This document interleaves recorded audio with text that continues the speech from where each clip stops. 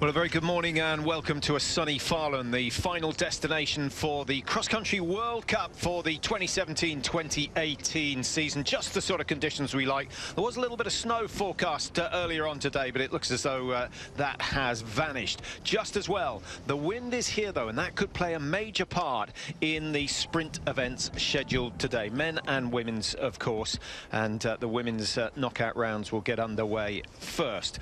-6, -7 a little earlier on, but with the sun beaming down on this former World Cup stadium, it's going to get warmer. Here's Keegan Randall. Yeah, the first goal of the day is always just to get into the top 30, which is no easy task these days. So I love the head-to-head racing and look forward to getting in there and mixing it up. All right, well, good luck later today. Thanks. Husband to wife. That's what that blown kiss is all about. Fourth at the moment, in the good company, the guys you know how to race around. Final skate sprint of the season. You must be looking forward to it. Yeah, I'm really looking to it. I hope it will be fine after. It was okay during the qualification. It's a hard course here, so it will be fun after. And I saw on your Instagram yesterday, or you found your joy of skiing again in Norway last week. So maybe you find your joy of being maybe on top of the podium today. Yeah, maybe. I hope so. I'll do everything I can. All right, bonne chance later. Good luck. Thank you. Well, it's about time we saw a Frenchman win a World Cup sprint. They've done well in distance races over the years with Magnificat and Vincent Vito a few years back, but sprinting has not been their forte. But Gros and Chanava, both really talented, so if they can get the tactics right, it may be a chance. But there are one or two obstacles in the way for Chanava. One's called Pellegrino, the other is called Johannes Husfeldt-Klæbo, who is looking to secure, what would it be, Mike, his 7th sprint win of the season, which would put him on his own on 7. Pretty much unique in the fact that he's managed to achieve that. The other two results were 1 time second, 1 time third, so never been off the podium. Chanava, I think he's got a chance today if he's found his mojo, his joy back, because remember, Seefeld, before the Olympics, he took 2nd place in Seefeld, where the world champs are going next year. Yeah, that could be an interesting time in Seefeld. Just to recap, 25 of 28 races completed. I've taken away the tour. If you're looking at your World Cup standings, of course, at the end of mini tours, as we have here, added points for those who finish on top. This is the last sprint event of the season, Mike, so the men's crystal globe for the sprint will be decided. The women's is already decided because Stina Nielsen has pulled out. Now, she's not well, and that's a big blow. I don't think she would have beaten Falla, to be honest. She needed to win. Falla needed to finish outside the top 25, which is pretty rare in a sprint event. Hasn't happened this season, or last, or the one before that. So I think Falla was there, and I think that may be the reason that Nielsen isn't racing. If she had a chance, if she was only a couple of points behind, I think we would have seen her out there. Yes, it's a real pity. She didn't race the 50. She did very well in Drammen, coming 2nd, Stina Nielsen, and it was head-to-head with Falla. But opting out of the 50 kilometres as we expected, but didn't know that there was a little illness growing, and that is a pity for Stina Nielsen. This is where she made her name at the World Championships 2015. In cross-country skier terms, what does being ill mean? Yeah, well, that's what I was thinking. I mean, is it a bit of a sniffle? Is it a fully blown head cold, chest cold? You can't race if it's a chest cold.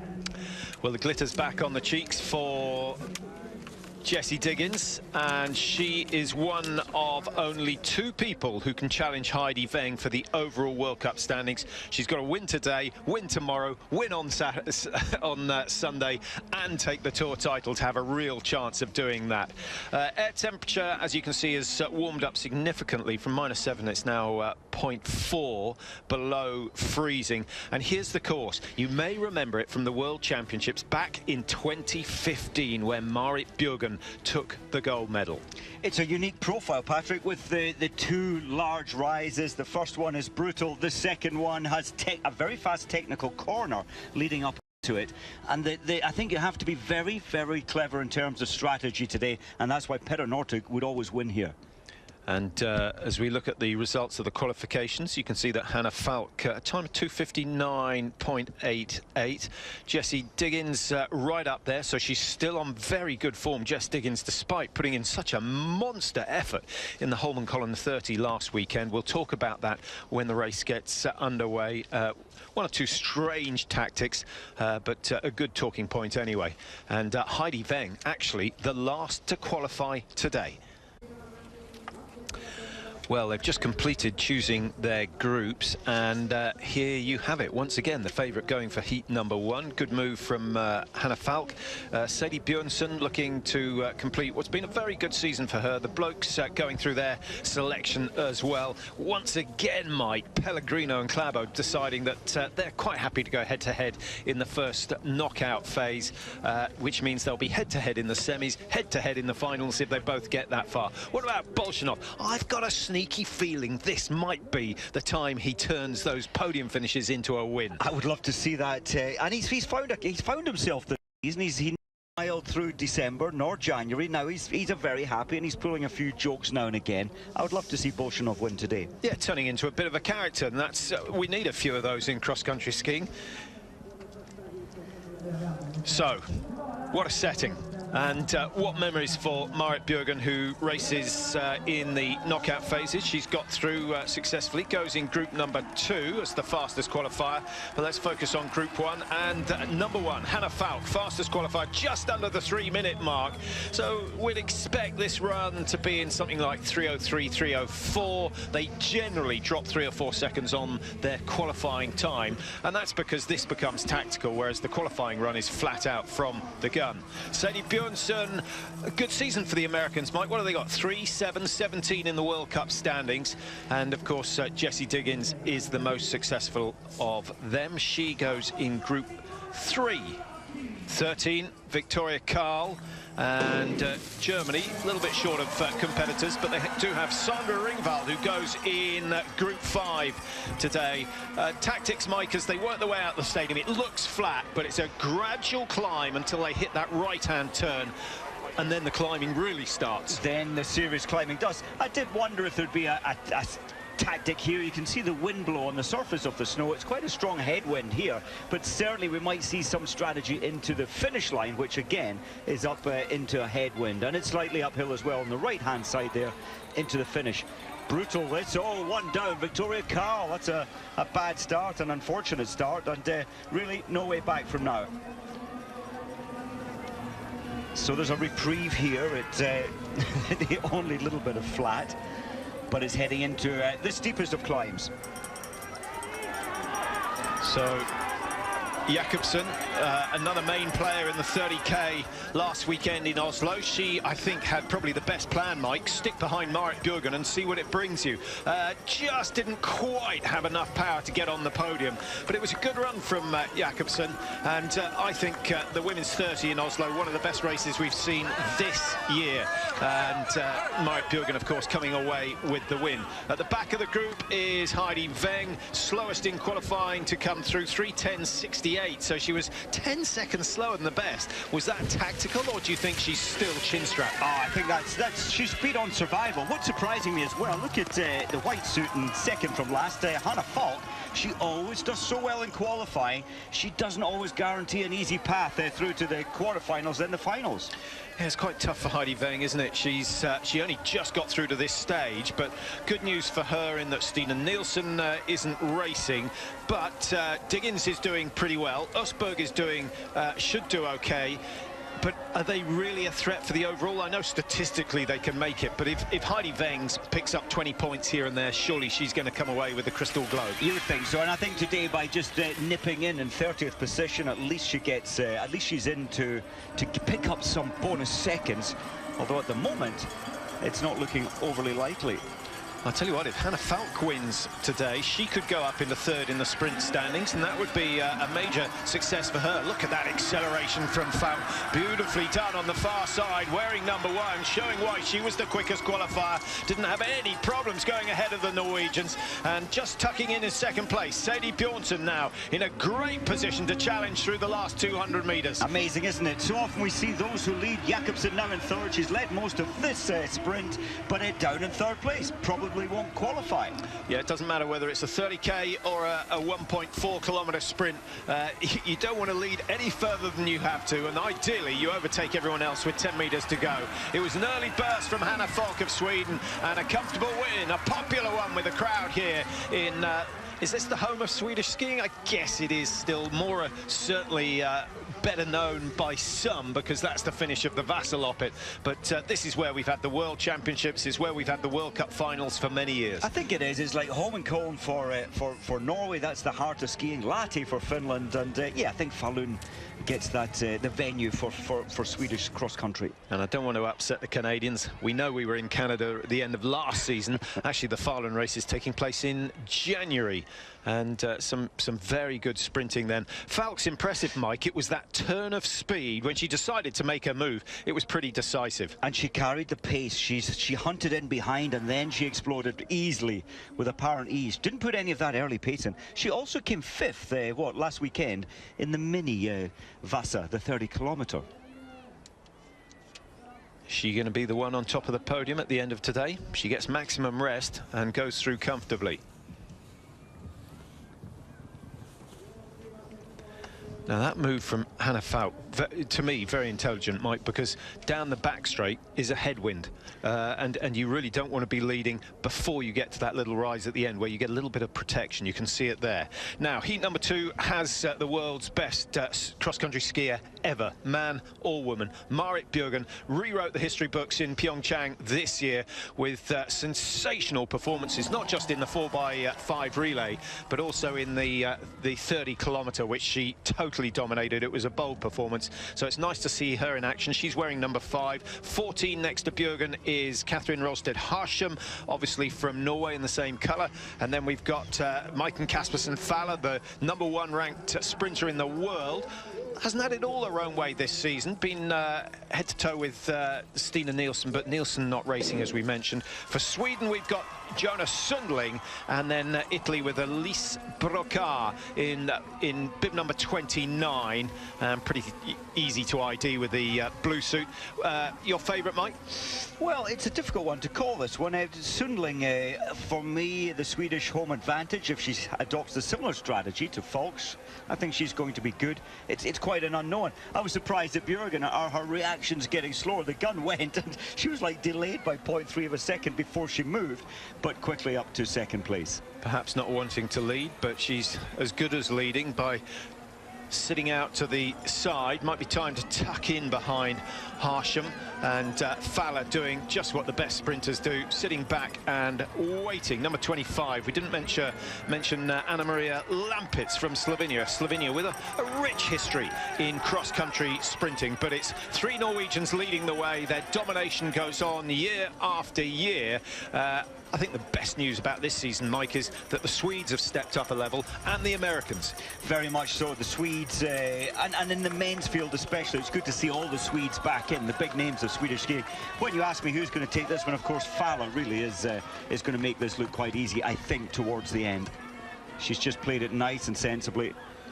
Of course, she is the out-and-out sprinter wearing red there. Finishing time for heat number 1, we'll just confirm that, 3:03.08, so a second or so quicker than we thought, but I don't think this is any faster. There you see the time required, 1:36 round the bottom of this climb. We'll get another split time at the top of this turn. Pace not so far. Faller going early, very, very early. I'm surprised she's not got the confidence to stay behind, and now she is going to provide the slipstream for the other 2 Norwegians, and Marit Bjørgen knows it. No, lovely little change of pace there from Faller. This is really where Faller at the front, where she made her name at the World Championships, and I spoke to her 2 days before the World Championship sprint here, and she didn't have a clue. That she said, well, I might be in, I might not be in, but that's really where she established herself as one of the best female sprinters. Marit Bjørgen ahead of Nielsen, ahead of Faller in the World Championships here back in 2015. Kowalczyk, Kjætnes and Osberg. So it was again a Norwegian show with 4 in the top 6. Marit Bjørgen making a bid for glory here, and Faller finding herself wanting in the closing stages. Jonas Sundling has moved well, got herself into the lead. It's not over yet. It's a long finish into this Falun course, and the slipstream again useful. But Faller, I think, tactical error. I'm not sure we'll see her use the same tactics in the semi-final. Still a way to go, and I must say, Marit Bjørgen's skis off the big descent were very fast, but she did certainly have the advantage of some slipstream. It's only about finishing in the top 2, and Sundling is going to take the first qualifying spot. Faller safely through to the semi-finals. Marit Bjørgen has to wait and see. 3:02.4 for now is quick enough. And Brocard put in the wrong place there, as I'm sure you worked out. So good run from Sundling.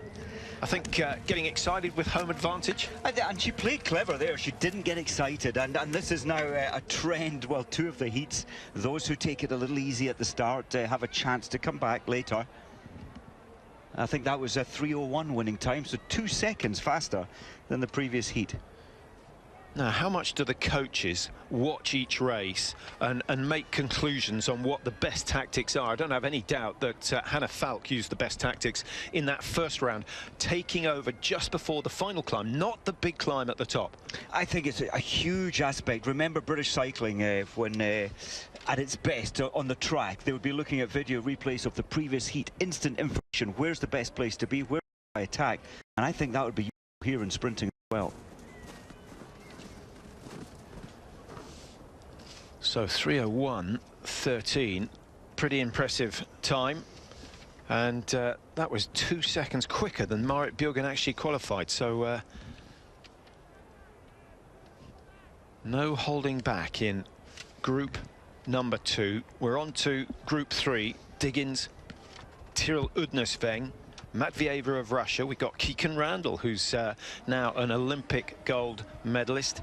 And there is Jessie Diggins, who won that gold medal alongside Kiken Randall in the team sprint event. Fantastic event, Mike. And even with, what, 20 meters to go, America were down in second place behind Stina Nielsen of Sweden. It was incredible. That was the day for and Kiken Randall. She's been so strong in earlier years in her sprint racing, but to come together with Jess Diggins, who she inspired, it was brilliant to see them take the gold. So away they go, no one being left behind on the line. Again, quite a powerful start, particularly from the Russian Natalia Matvieva, who's in the maroon suit, as you can see, tending towards the left-hand side. What have we got? 2 Swedes, we've got 2 Americans, 1 Russian, and Tyrrell Udnesveng of Norway, wearing bib number 7 on the left of your screen. And a fairly even start. Are you surprised to see Diggins leading? Not one bit. It was interesting, her summary of her 30-kilometre brilliant race in Oslo. She said she didn't really have a strategy, and it just felt like a sprint for the whole 30 kilometres. And she said, really, I should have changed my skis, but I didn't really get a chance to look behind me to see who would change their skis. So she just carried on. Change her skis. Well, you know, we all watched the Olympic 50, and we saw Bolshinov lose his chance of getting gold by not changing skis. We saw Niskanen lead the way for the first 10k and lose his chance of winning. Jess Diggins has got to learn something tactically. It's all very well to say I'm going 100%. Everyone else just fed off her efforts. If you want to win a 30, you've got to race like Bjørgen. Well, Bjørgen did, and the strategy Bjørgen said, those skis, she knew that if she slowly hauled the lead group and the journey back from Frognerseter, it's all downhill, she knew she would haul them back.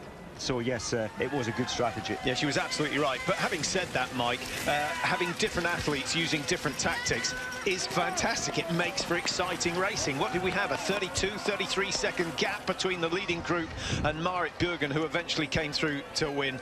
I think next year Jess Diggins will have a slightly different race plan, feed off someone else, let someone else do the work in the initial stages. But look how bullish she is, and you know what, sometimes that desire, that bullishness, look what she does. She can smash a field from the front. It's brave racing, and she gets all the medals for being brave. Are you telling me she's going to win? I think she's got a good chance today, having put in a huge effort on Sunday. I think this one she'll dance up or float along this home straight here. They're not going to catch her now by much, so she'll easily get through to the next round, the semis, and has a real chance of taking this title. It's impressive, but it is. Endurance racing, it's all about not energy expenditure, it's all about energy conservation. You've got to save something for the latter stages. There are no prizes for winning the first round. We'll have to wait and see, Patrick, how it unfolds. But we will. But right now, she's playing safe. She's guaranteeing herself. Look at this. I mean, it's unusual. If she looked back, she would think, oh, I can maybe back off now. Yeah, impressive stuff. But will it lead to success here in Falun today? She's 20, 30 metres clear. If she has a look at the big screen, she'll know that she can ease up with 50 metres to go, and she's still going to win it. Now she starts to wind down, but Diggins has one gear and one gear only. That is 100%. And in a time of 3:00.8, the fastest so far, I'm going to put my neck on the line and say Diggins will not win today. Well, and every time I say something like that, she comes through and disproves us. Come on, Jess. She made it look easy. Let's be honest. She made that look like a little walk in the park. I think she could do it today. I'll take the counter opinion. Yeah, good cop, bad cop, yet again. But common sense surely says you want to save something for the final, because you know that Fowler is likely to be there, and we've got some other very, very talented sprinters. Diggins, what do you think the what will she be happy with? Finishing second in the overall World Cup, which is distinctly possible. I think she will. I mean, let's be honest, it's going to be a tough journey if she can take the overall. So a second place would be good. She came third place in the Tour de Ski. That's the ultimate all-round athlete, from sprinting to distance to climbing up a very steep hill. Jess Diggins is slowly and systematically just getting all the races, all the distances, and stronger each time. Yeah, 6th place in the World Cup standings last year for Jess Diggins. There's no doubt she's going to do better than that this season. We didn't really mention the rest who were fighting it out for the minor placings, but we can tell you that Ingmar's daughter has gone through. Randall in 3:03.96 is out. Well, there you have confirmation. Sumska Tiroludnesveng missing out, and Natalia Matvieva of Russia, who started strongly, 6 seconds behind. So the 4th quarter-final, shouldn't really be called quarter-finals with 5 heats, but there you go. It's a good combination, Mike. Do you think 6 is the perfect number in each heat? Do you think if we had 8, would that cause mayhem?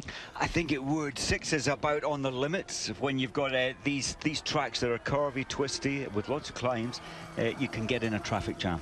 Crowd favourite Charlotte Kaller just waving to the fans. She, of course, coming home with a bundle of medals from the Olympic Games, and the golden one from the skiathlon. That was a sensational race from Charlotte Kaller. That was where tactics paid off, Mike. Yeah, 1 gold and 3 silvers at the Olympics. What a fantastic outing for Kaller, and because she cherry-picked her races leading into it, best way, and it worked. Yeah, missed out the Tour de Ski. So we saw what happened to Weng and Usberg. They didn't have much to give in Pyeongchang, but they put themselves in the top 2 positions in the World Cup rankings. Do you think the Tour de Ski needs to be redesigned? Does it need to be rescheduled so it goes earlier in the season and has less effect, less influence on the outcome? Yeah, I've often wondered about that. I'd say the first World Cup and then have a week, 10 days off after that.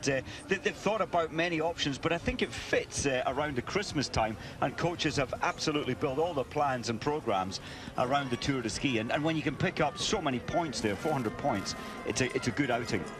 It's Anna Divik of Sweden doing the donkey work this time. A broken pole for Lauren van der Graaf. That's a real shame for van der Graaf. She's looking to become the first Swiss athlete to finish in the top 3 on 3 occasions in 1 season. She's got 2 sprint wins this year.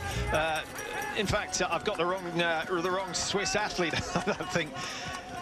Yeah, van der Graaf. Van der Graaf. Yeah. Yeah, and lying 4th in the standings. It is van der Graaf, of course it is. She won in Lenzerheide. That was a very good race.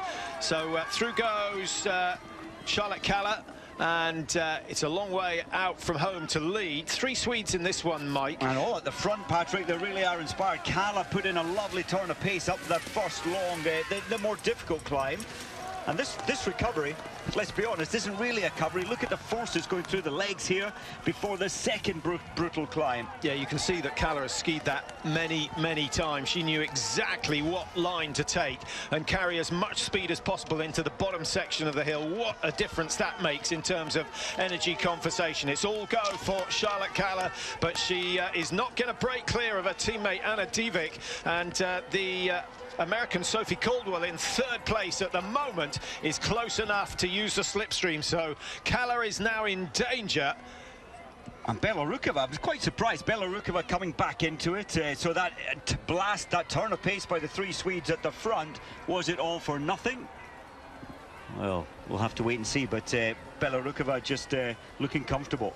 Well, look how those in 2nd and 3rd have fed off the efforts of Charlotte Kalla, who goes from 1st down into 3rd at least, and she might even be pushed down into 4th as the Russian Belorukova comes through. And now Charlotte Kalla's got to do it all over again. Clever skiing from Sophie Caldwell. She didn't stress on that early first climb, and she's done all the clever skiing now into the home straight. Caldwell were an American with a win this season. Of course, Jessie Diggins has topped the podium a number of times. Caldwell's been the most impressive on the sprint circuit, lying in 3rd place, and she's going to secure a win here. And Caldwell up against the 2 Swedes. It's the American that takes it. Divik takes 2nd, and Charlotte Kalla, who led from halfway, pushed down into 3rd. So welcome back to Falun. As you can see, the time of the 4th final not quick enough to have any lucky losers. Caldwell, Divik join Diggins and Ingmar's daughter. We've got Sundling and Fowler. We've got Falk and Bjornsson, and then the 2 lucky losers. Fastest heat so far was heat 3, but it was only Jess Diggins who went under the 3:03 mark. The lucky losers at the moment, Marit Bjørgen is one of them, and I think from heat number 1, Østberg is still hanging on to a qualifying spot. Actually, it might be Charlotte Kalla. Kalla's gone 3:03.59. You're dead right, Mike. Thanks for picking that out. That would be good with Kalla and Bjørgen, yeah. But we've still got 1 more heat to go. And who knows, it might be quick. Nepraeva, the fastest qualifier. Number 15 is Sandra Ringvald, 3:08.19. That's not going to be quick enough to get anywhere near a lucky loser. But from heat 5, generally, we have the slowest qualifier who makes it through to the semi-finals. Well, this is interesting. We very rarely see an athlete in any heat who is faster by more than 5 seconds than anyone else in the lineup. That's the case here. Nepraeva, 3rd fastest in qualify. Next fastest is 15. So what will Nepraeva do? Will she lead from the gun, or will she be confident of her speed over the last 250 meters? We'll find out. She's wearing bib number 3 in the middle of the picture at the moment. Findrit goes for Switzerland, 20. 24 is Kerttu Niskanen, and we have a full start, which gives us a chance to run through the other competitors in this final heat. We've got Maria Dahlqvist of Sweden, 26, and Silja Øyre Slind of Norway, who's looking to get through to the semi-final for the first time. I think it was Slind. It was actually Nepraeva who made the initial move, which put a nervous ripple down. But Nepraeva, well, maybe she is going to get the yellow. Well, she's already got one from previous mistakes.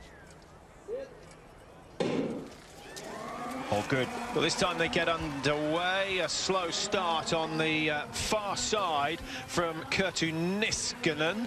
And a good start, very powerful from Sandra Ringvald, who's going to lead, I think, into the first corner, which is a right-hand turn. Skate 2 for everyone out of this section. Mike, what do you feel is the ideal placement for the pole? The pole, I think it has to be certainly a good amount of forward lean.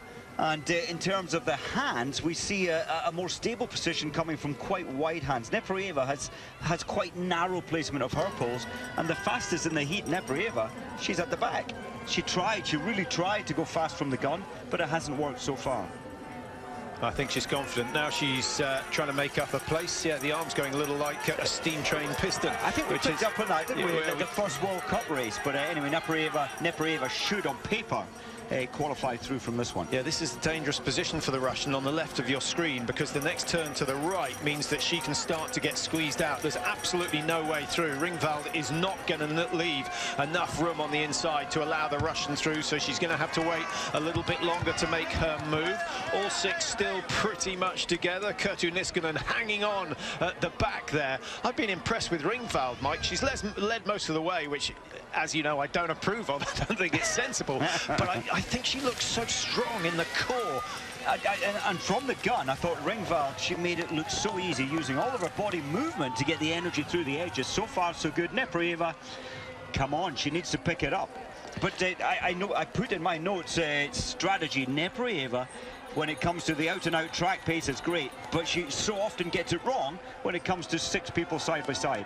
Well, I put in my notes, you need to win if you're in Heat 3, but this isn't Heat 3. We saw Jess Diggins going ballistic in Heat 3. You need to win Heat 3 to go through to semi-final 1. That is why Jess Diggins was pushing so hard. And we've got now, who is that? That's number 28 is Slind of Noise Feindrich. Yeah, you're absolutely right. I thought it was 28. Number 20 has taken a big tumble right over the top of the skis. Not sure who was involved at this stage or who was at fault. But second written warning, so Nepraeva disqualified. Well, that's going to be very disappointing for her. She doesn't know it yet, but she might have sensed that she was the one responsible for the start. And I think we said she's uncomfortable in a group. She went way wide. She chopped off, I think she chopped off Feindrich, not intentionally, just her strategy isn't great when she panics in a group when it comes to tight-packed skiing. So that's great news for Schlind as well, who's in 3rd place at the moment.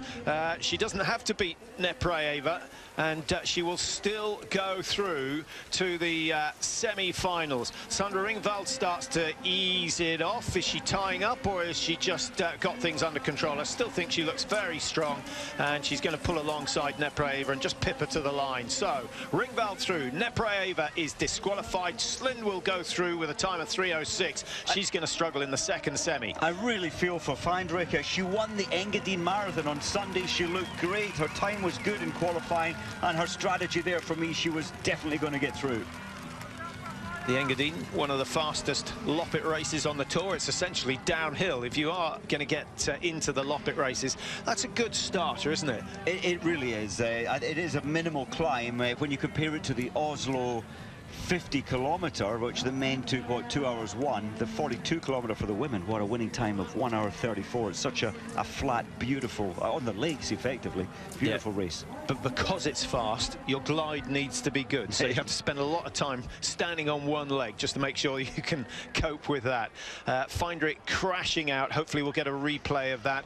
The full start from Nepraeva, forcing her out. Now let's have a look. You've got Feindrich on the inside of that turn, and actually her ski gets tied up with the Swede Dahlqvist. Well, I thought Dahlqvist was going to pull off a remarkable recovery there, but she goes down, and you don't want to fall at the bottom of the hill, but you certainly don't want to fall at the top.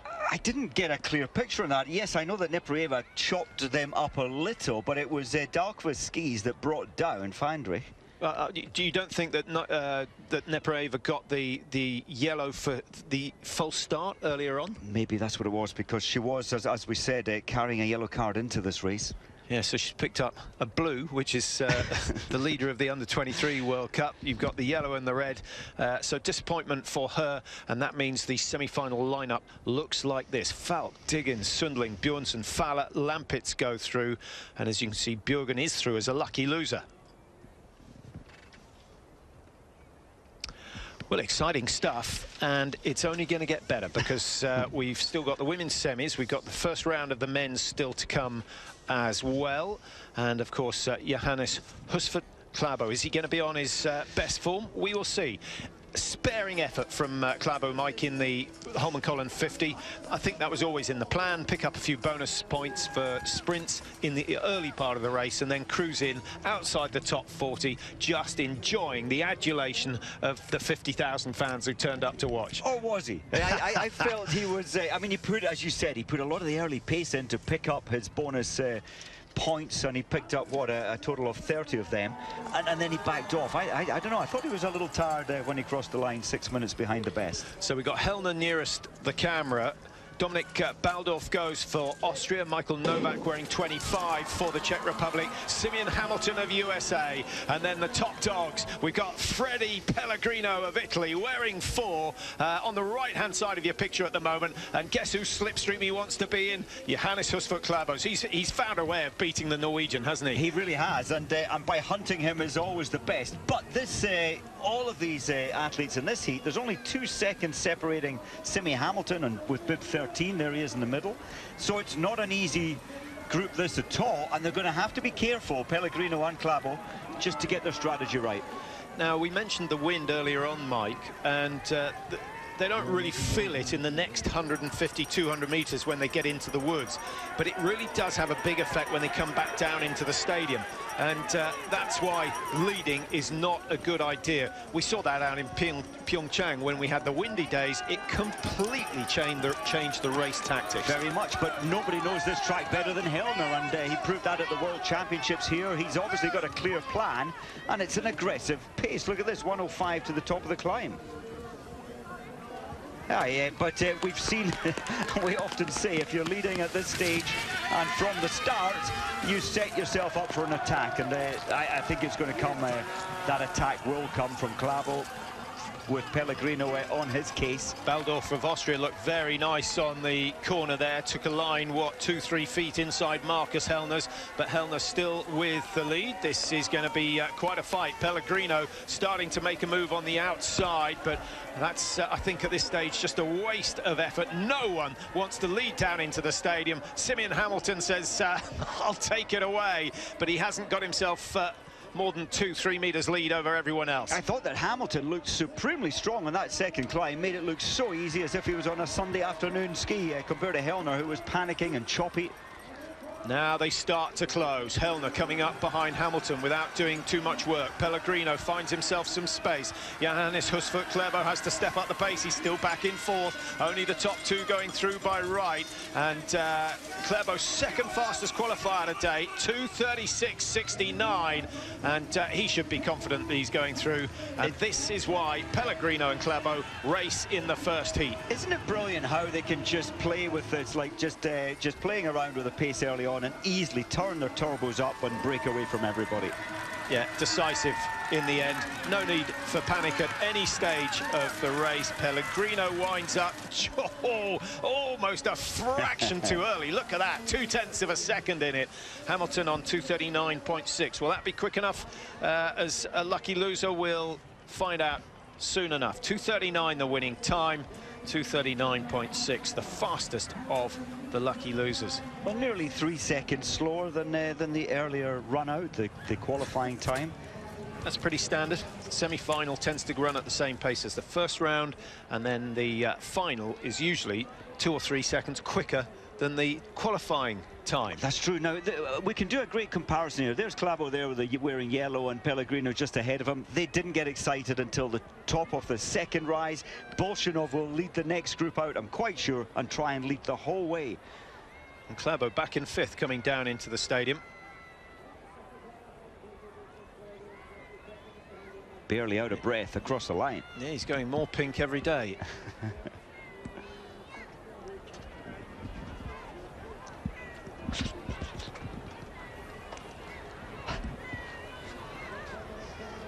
Now this should be some quarter-final. Alexander Bolshinov, the winner of the qualification. He is so desperate to get a win at some stage this year. What's he had? 6 times he's finished 3rd. He's had a 2nd place in the 15K in Lahti when he went and sat on Polteranin's knee at the end of that one. He thought he had it in the bag, but he lost, what, he must have lost 6 or 7 seconds over the last 2 kilometers to Polteranin, who was sensational.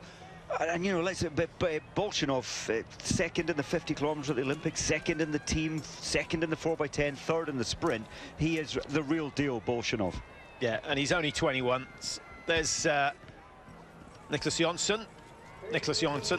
It's Emil Jonsson, of course, for Sweden. One of the most successful sprinters ever, Jonsson. I think he's past his prime, to be honest, Mike, but he's always an exciting race, particularly in the Classic. We'll see how he does in the freestyle today. Hackler 16, Score of Norway is 14, Renauget of France, number 7, and then Kalle Halvorsen, the tallest man out there, number 6, and Alexander Bolshinov, the widest man out there, number 1. Well, it's interesting. I thought Bolshinov would go out and lead, but the great thing here today in Falun is that the Swedes are as inspired as they have been all season, and they're here in force, 8 of them making it through to the top 30. We haven't seen that all season. Bolshinov, he's got a problem. Yeah, a misplaced pole. Not sure if it came down on his ski or someone else's, but he's stayed on his feet. That will push the pulse rate up 5 beats a minute. In a sprint, Mike, are they getting up to maximum pulse rate? I think they will be, certainly up this, when you're looking at coming up to 1 minute of near maximal effort. Absolutely, you'll be going into that severe lactic build-up by the top of this first 1 minute rise. No, it's an early break from Bolshinov, and that was obviously his game plan, but it's not been effective. Much the same as the previous heat, maybe a half a second faster to the top of this rise. So yes, you've got 1 minute 5 seconds of brutal sprint. Then you've got this, at least your lungs recovery. Legs still hurting down here though. Now, it's not a bad move to be leading here, Mike, but you want to take this next climb relatively easy. Holding the lead is not so essential at this stage, but Bolshinov is going for broke, and he's pushing the pace here in heat number 2. Hackler of Finland in 2nd place. Behind him is Score of Norway, number 14. And look at the payback. The 2 who led it out of the stadium, the 2 who led it most of the way up the first rise, are now in 5th and 6th place, Jonsson and Halvorsen. Yeah, big gap to the back. I don't think Jonsson's going to have too much to say about the qualification here. When Petter Northug won the gold medal here at the World Champs, he never ever led until about here. He was always in 2nd place, getting the efficiency down in that descent, and then he started opening up his race. Now, will Bolshinov be able to hold on? No, he's lost the lead to Hackler. Score trying to go on the inside, and that was a nice line from Score. He's accelerators as well, but Bolshinov is immensely strong. I'm not sure he wanted to put out this much energy in this second heat, but it's very tight, and suddenly those muscles of his are tying up with lactate, and it's going to be a finish win with Sweden's Halvorsen, who came out of nowhere, Mike, to draw level with Hackler. So a photo finish for 1 and 2, Score in 3, Bolshinov is out. That win will have to wait. Oh, he was lining himself. The desire was all there, but leading down to the final rise is not always the best strategy. He went on the first steep climb, Mike. He went before the top of the climb. Fine if you're then going to ease up before you come back down into the stadium. But why, oh why? How many years have been watching the sprinting here? It's incredible. But Bolshinov doesn't really have a strategy. He's such a worker. He's just he's bullish. He charges and just gives everything. Are you saying all brawn, no brain? Well, suggesting is all brawn, but with his 21 years of age, he hasn't quite got the clever strategy yet. Well, Klæbo's only 21, and he's mastered it, and he's done it by watching the greatest tactician we've ever seen on cross-country skis. He has indeed, Northug.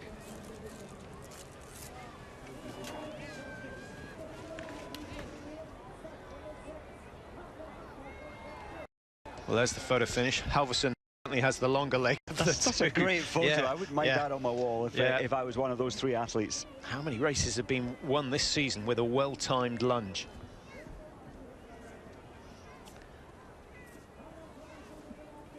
At the moment, all 2 lucky losers coming out of that heat. It was 2 seconds faster than Klæbo and Pellegrino's heat.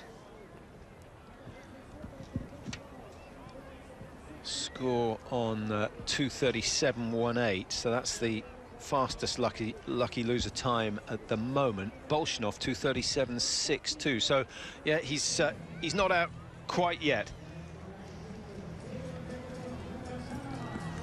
3 heats to go though, and some fairly quick skiers in this one, and some hungry ones as well. Let's have a look at the lineup. Theodor Pedersen, who made an immediate impact on the sprint circuit when he joined the World Cup Tour. He wears 9. Baptiste Gros of France is wearing 3. We've got Lucas Chanava, who's perhaps the quickest of the French, but was some way behind his teammate in qualification. Number 19 for Norway is Emil Iversen, 3rd in the sprint rankings this year, so fairly important for him to get a good race.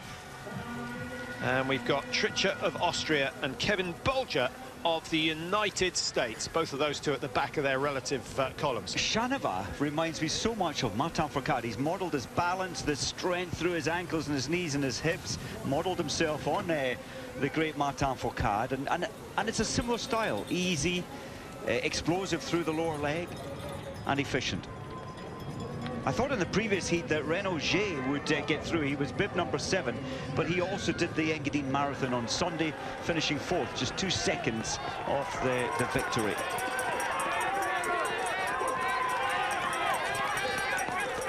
Chanava leading, but he's not pushing the pace at this stage. This is good news for Bolshinov, because look at the time already, 1:05. They haven't even got to the top of the hill. The previous 2 have been way ahead of this. This is 3, 4, 5 seconds slower. Yeah, we can already say only 2 qualifiers coming out of this heat, but Bolshinov, Mike, he tightened up badly in the last 50 meters. He's not got time, unless he's got 3 masseurs, he's not got time to flush that out of his system before he goes again. He'll be on the exercise bike, as you say. He'll have the masseurs smashing up his legs, anything to try and get some life back. Yeah, I think the lats and the triceps need a bit of work as well. The pace has to start going crazy very, very soon. Here.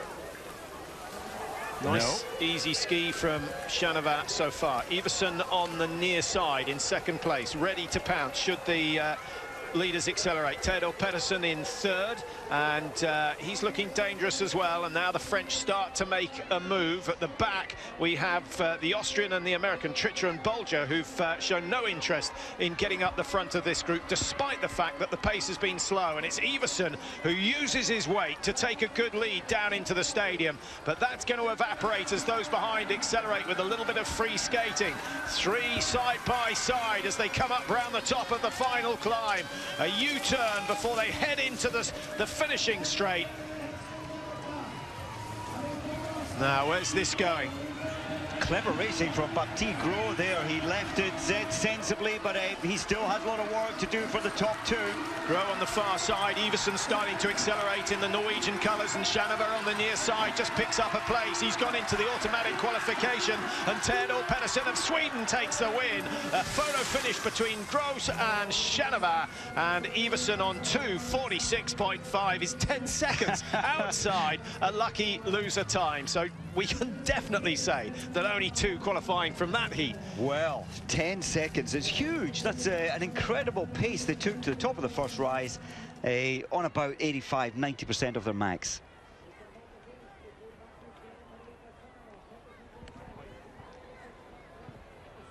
Well, Iversen made the decisive move at the top of the 2nd climb, but it didn't work down in 4th place. You've got to be 10 meters clear to reduce the slipstream effect to something that's insignificant. He was about 6 or 7, just wasn't enough. You saw Chanava and Gros and Iversen closing the ground as they came to the end of the back straight. And the best tactician of all, Petter Northug, here, he never ever went to the front until the final bridge rise. That is a very, very tight photo finish. I don't know which way you thought that went. Difficult to call. The angle wasn't quite square, so we'll have to leave it to the technicians. I suspect it might take a second or 2. Well, I think we have had an absolute heat previously where 7 started in one of the heats. So 3 down, 2 still to go, and generally the slowest qualifiers coming from here. So the news for Bolshinov is getting better and better, but we'll wait and see. If Oscar Svensson decides to turn it up, he might be able to get somewhere close to the lucky loser time. And you can see from the bib numbers that we don't have any of the fastest qualifiers. The best is Svensson, who did a 2:39.23 compared to Bolshunov's 2:36.23, so a 3-second difference. Big Ericsson here, Eric Bransdal. He's maybe he's more a classic sprint specialist, but he's still very good in the freestyle. Second in Drammen, that was in classic racing.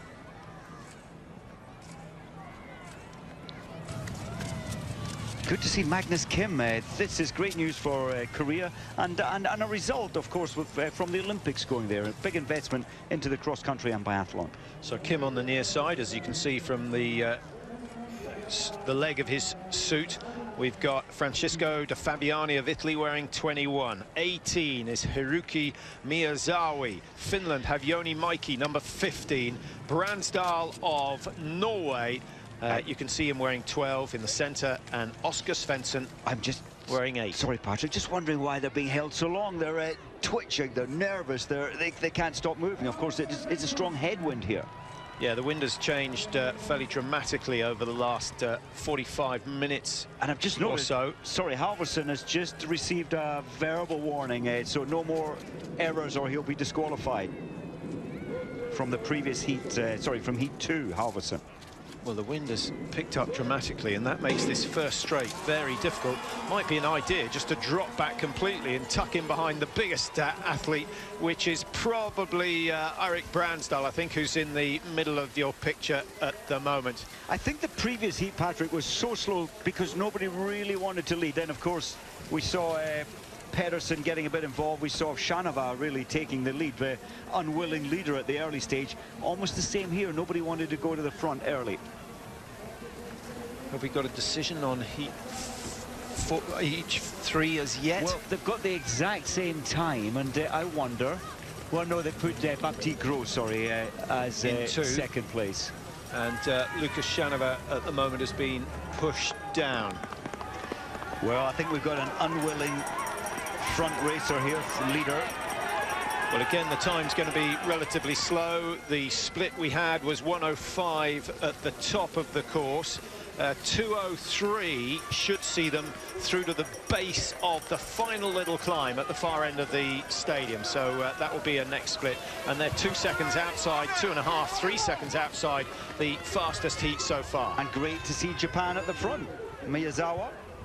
But it's, let's be honest, it's not overly fast at this moment. Has anyone who's topped the second climb first gone on to win a heat? The only one I can think of is Jessie Diggins.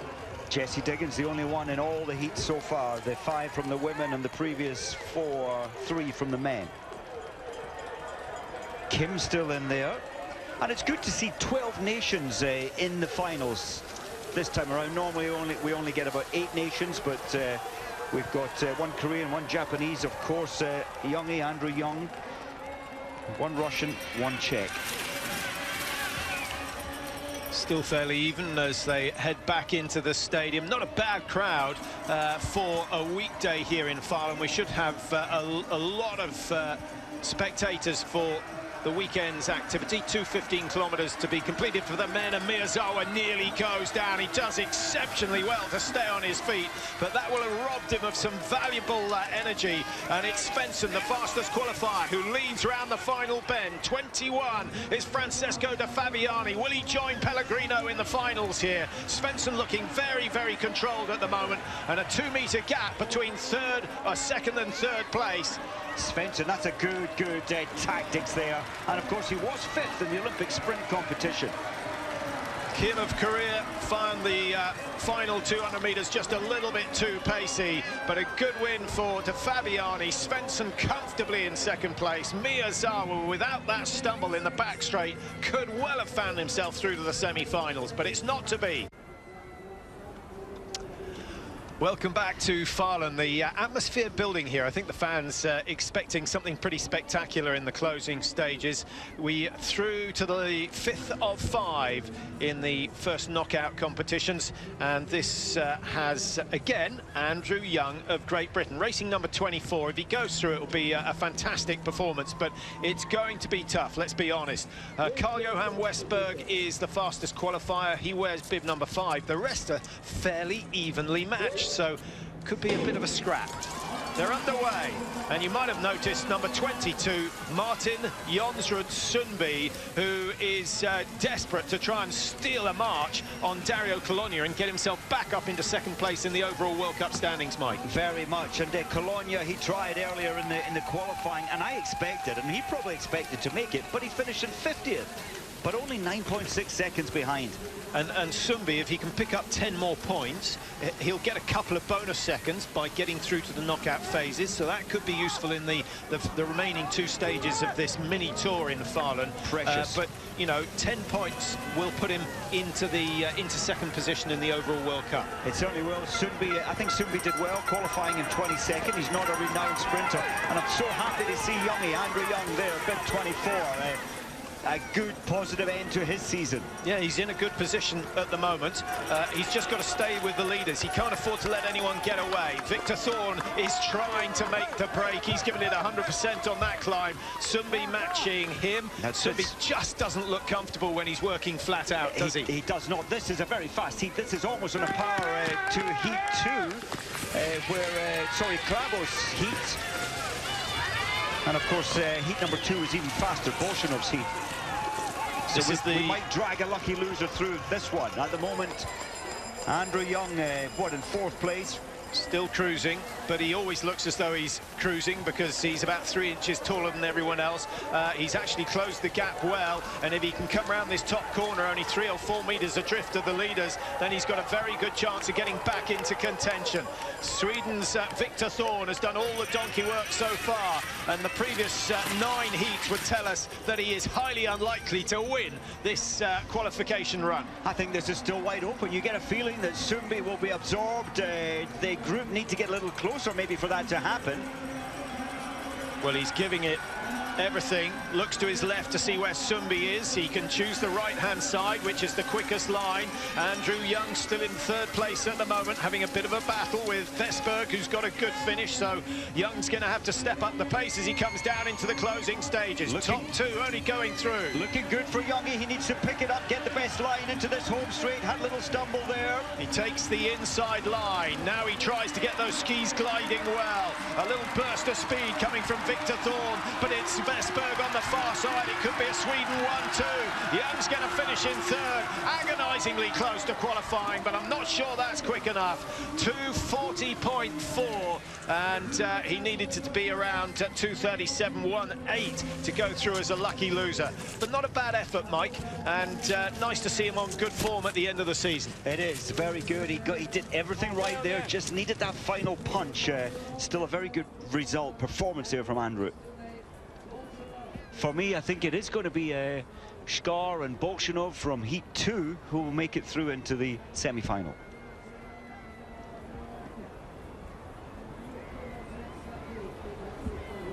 And again, the leader at the top of the final hill has failed to win, but he hasn't failed to go through. So Victor Thorn hanging on. I think he'll accept that a semi-final place is a good result for him. Do you think he's got it to make it through to the last 6? I think what he did there, he showed his turn of pace to the top of the rise, and when he's in a pack, he may not be leading it, so I think he has a decent and strong chance. So 2 Swedes go through. Andrew Young of Great Britain missing out on this occasion.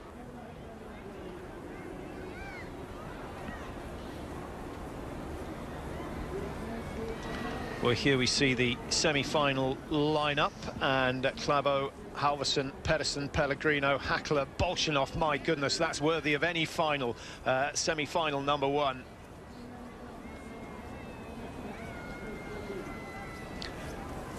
Well, the way this one's panned out, Mike, all the favourites in semi number 1 for the men's race, and in the women's we've got Falk and Diggins, as you saw. Fowler, who's still the favourite with the absence of Stina Nielsen. A real shame. Stina Nielsen sitting in 2nd place in the sprint standings. She's not well and has decided to pull out of today's race. So Fowler has been handed the crystal globe on a crystal plate, and she deserves it, Mike. She's been the most consistent but I think Nielsen has been the most spectacular sprinter of the year. Nielsen did a great job. Hannah Falk always does good pre-running, gets so many times bit #1 in qualification. Hope she can hold that through to the end of the day.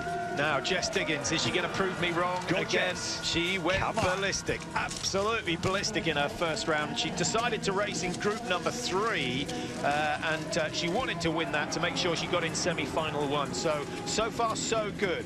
Number 6 there for Sweden. We've got Sadie Björnsson for the United States. So the Americans having a little bit of a ding-dong. Björnsson's done really well this season.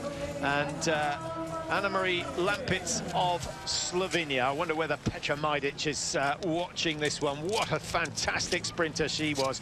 And we had some great stories, particularly in Vancouver 2010.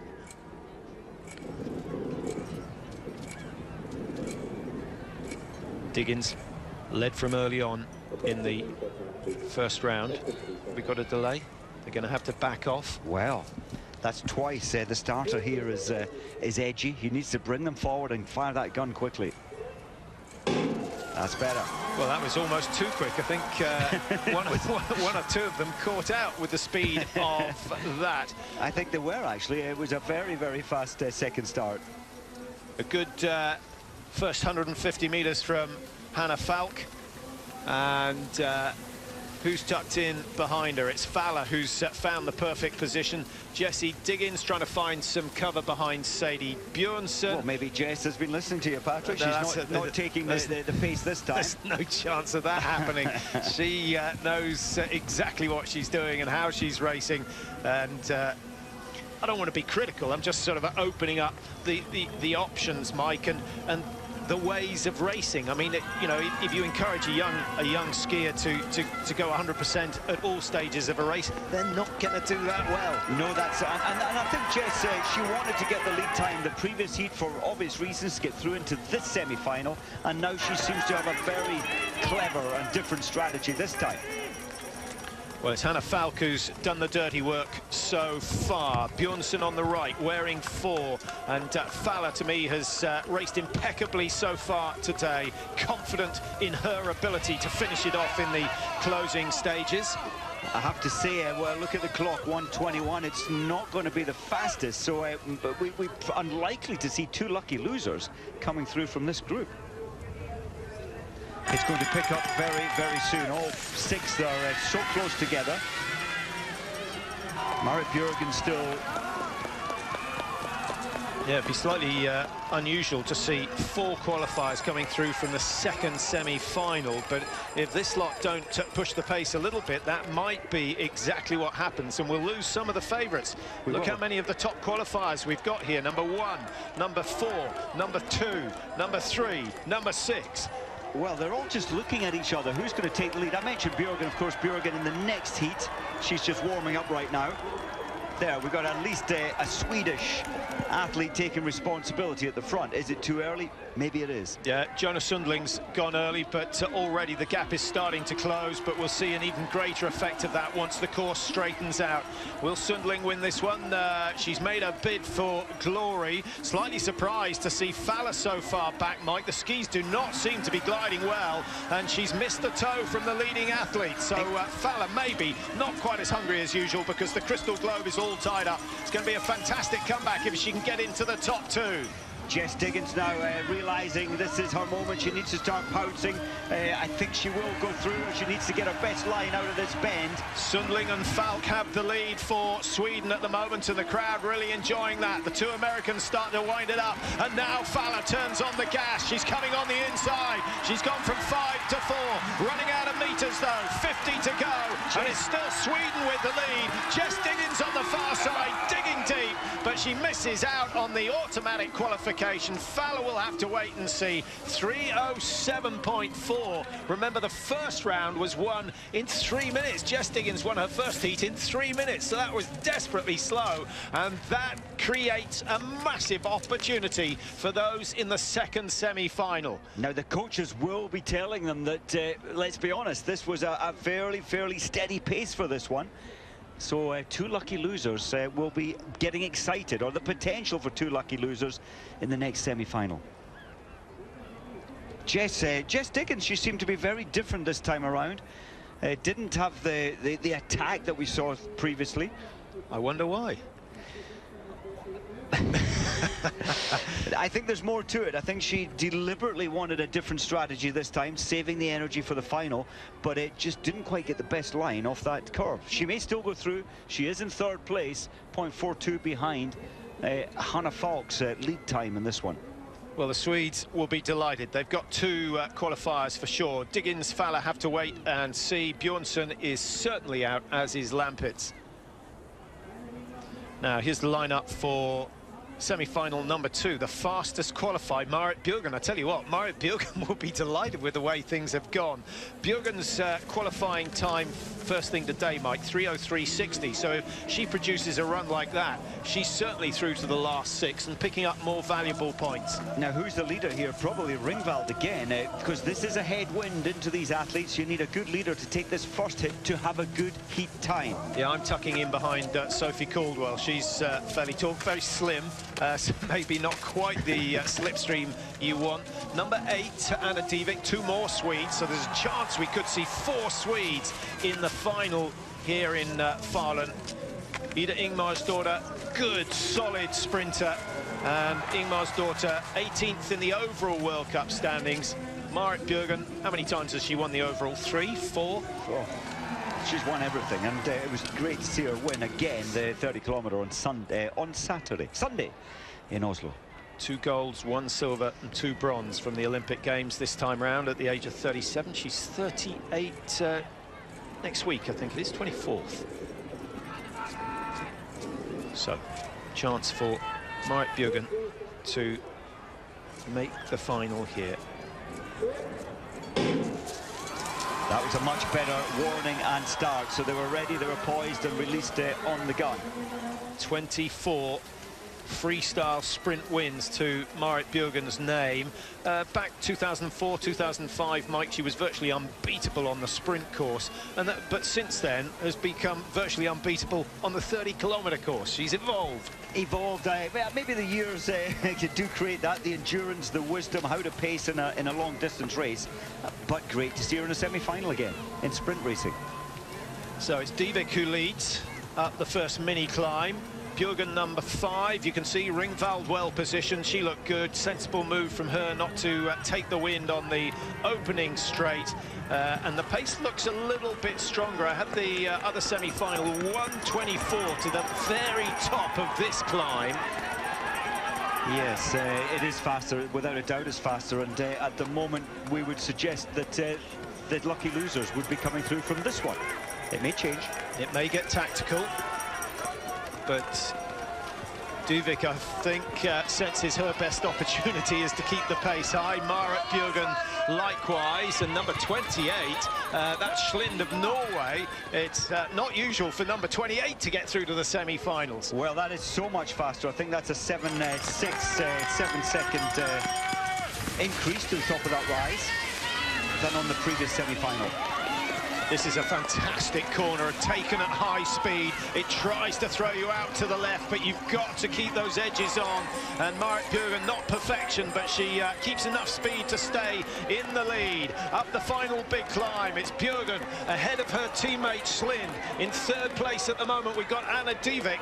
And then coming on the outside, the American Sophie Caldwell. She's not in a bad position, Mike, but Bjørgen has put herself in a reasonably strong position. She is so strong. She's managed to just, in 2 minutes and 5 of racing, just break everybody else because the pace has been relentless. It's been tough. They will close her down, you'd expect, a little in this straight into the wind.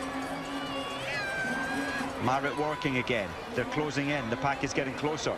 She's setting herself up for to be attacked, to be pounced upon. That was always going to happen, and because the chasers carry more speed into this final little uphill, they find it fairly easy to close the gap down on the leaders, so not quite neck and neck.